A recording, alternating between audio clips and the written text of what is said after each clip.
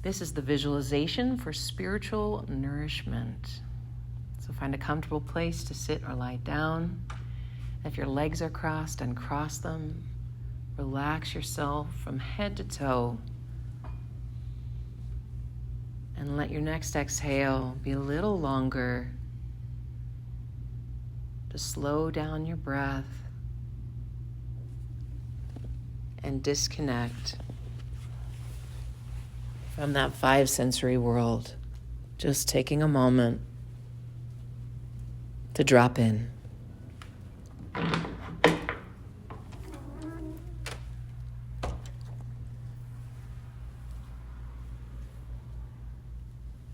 Feeling your breath moving in and out of your nose.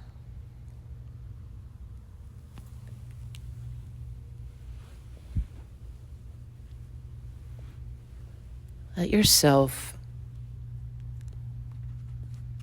take a moment to look backwards and celebrate how far you've come. In the moment of desiring a deeper spiritual nourishment or a new goal in our lives, it's so easy to forget how far we've come. So think back to a time when you would have dreamed to be the person you are right now. And you're not perfect. Of course, there are other elements that can be fine-tuned or changed dramatically, of course. But I want you to focus right now on one element that your younger self would just be enamored by. And think about what it took to get there. What obstacles did you overcome? What fears did you face? What new perspectives did you have to open yourself to consider a new way of thinking, getting outside your comfort zone, trying something new that was unfamiliar, or that maybe somebody else discouraged you from, warned you might be disastrous?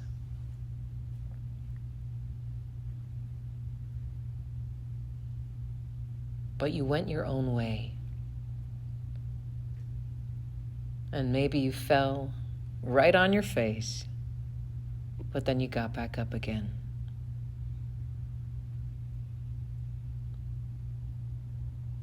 One of the most essential ingredients for us being empowered in our lives, and even standing where we are and looking forward towards what it is we'd like to see in our lives, see how we'll grow or manifest, what we want to attract into our lives. One of the most crucial parts of that is actually owning who we are right now. Patting ourselves on the back. And I'd encourage a literal pat on your back so that you feel that connection to having already overcome so much. Because we forget who we are in the moment when we're facing something new, how much we've already overcome. We forget to have faith in ourselves that we're going to figure it out, or it's going to work out just like it always has. Even if it looked disastrous, we got through it.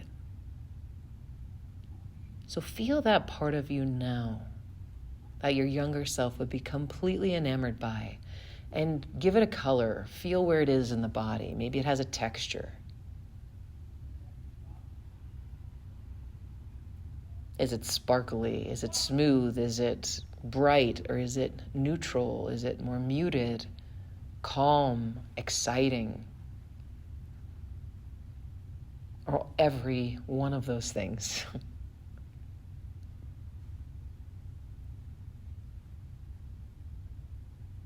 And in this moment, in your body, right here and now, at home, with your breath, in your mind, in your emotional body,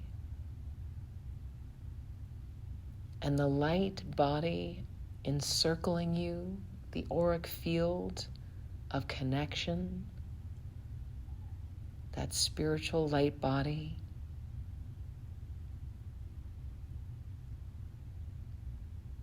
The soul body, the deep unconscious knowing and guidance. And now bring to mind something that you want to see up ahead. Something that's going to take nourishing and time, patience and love.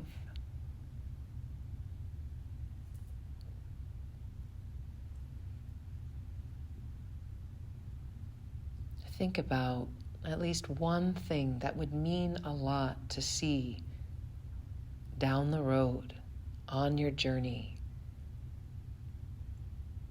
One of your destinations that uplifts your heart and brings excitement to your energy.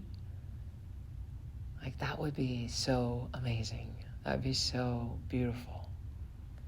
And allow yourself in this moment to feel that excitement in the promise, having faith that that's in front of you. Use your imagination right now to nourish every cell of your body with the energy of excitement, of anticipation of that in your future. And the faith of that vision. Let that be front and center. And of course you'll have the voices of doubt and concern and the critic and all the other things that are going to try and argue you away from that investment, that faith, that vision, that excitement that allows you to be a kid again and connect with that creativity, that unknown.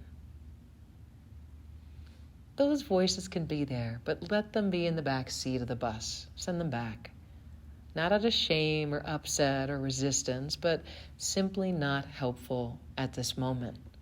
They're going to come in and help you figure it out later. Maybe look at things and design them more specifically. They're all good parts of you, just not helpful right now. In this moment, stay with the excitement, the nourishing enthusiasm and faith in yourself and in this vision. What does that reality feel like? See if you can use your imagination to conjure up, just like an actor on a stage, embodying a character in a situation, not of this time. Do the same thing now with your imagination. And feel the joy bursting in your heart. Feel the satisfaction of standing or sitting or laying down or dancing or jumping or whatever you're doing in this place. Feel it. Let yourself feel it. And surrender all resistance to that just in this moment. You can bring it back later. Just surrender any resistance to embodiment of that reality.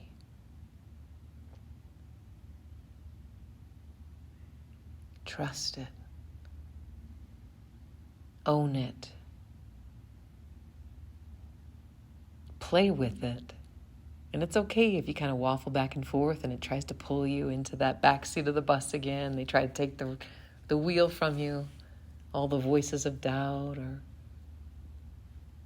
But go back to it. Know your strength and the power and the stubbornness of your inner child to stick with this vision. Let it be created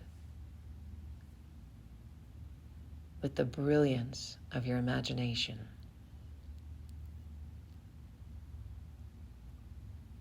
Opening up to that possibility,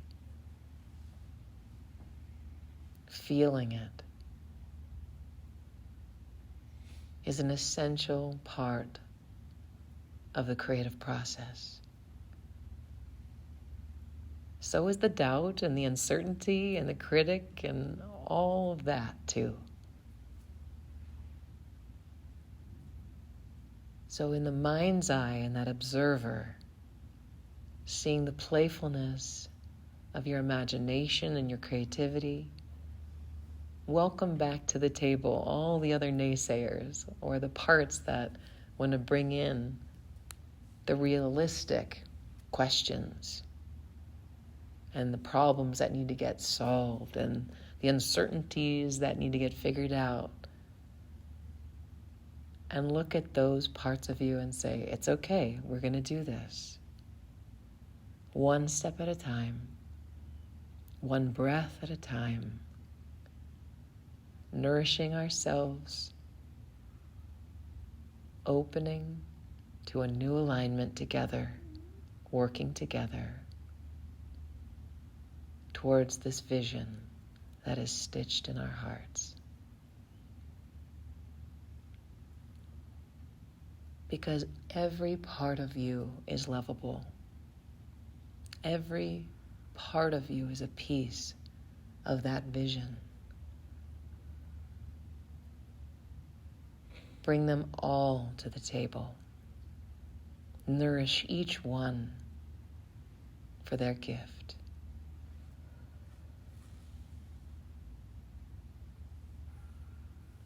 Begin to deepen your breath,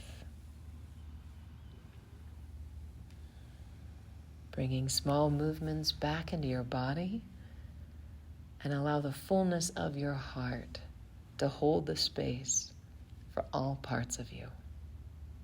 And when you're ready, open the eyes.